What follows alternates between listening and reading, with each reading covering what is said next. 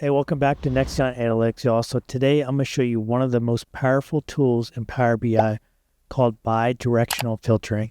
So if you ever wanted to filter just the way your brain sees data, this is the video you have to watch. Check this out.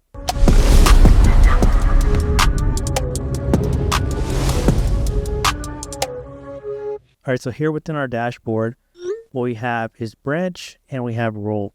So branch is covered by the branch dimension table, and we have role covered by the role dimension table as well.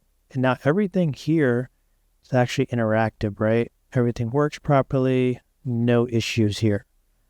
But what if we wanted to add another layer of complexity to this, just so we can see what's authorized by position?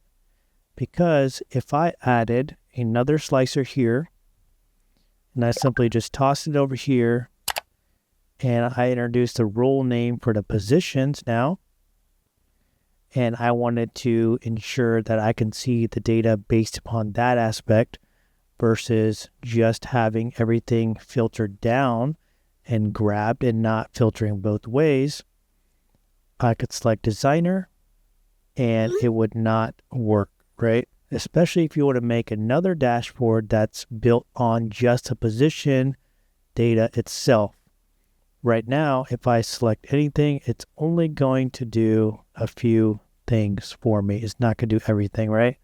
And it looks broken. So how do I fix that? The first thing you want to do is go to Model View. Then you identify where your relationship is for this. So for this, I have positions and I have role connected, and that's going to be the relationship I want to affect, right? So now you can see here that role ID is connected between both tables, and it's a many-to-one relationship, which is fine. That's not the issue, right? The issue is going to be the cross filter direction. This means that it's only going to be fetching the data that it needs. So since this is going to be my dimension table, and this is going to be my fact table because it has multiple entries, right?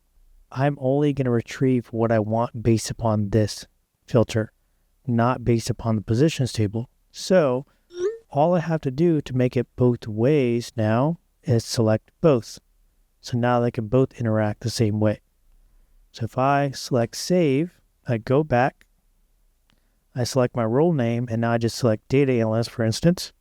I can now see all my conditional formatting is set up properly. I can see my employee's name, authorized total is matching.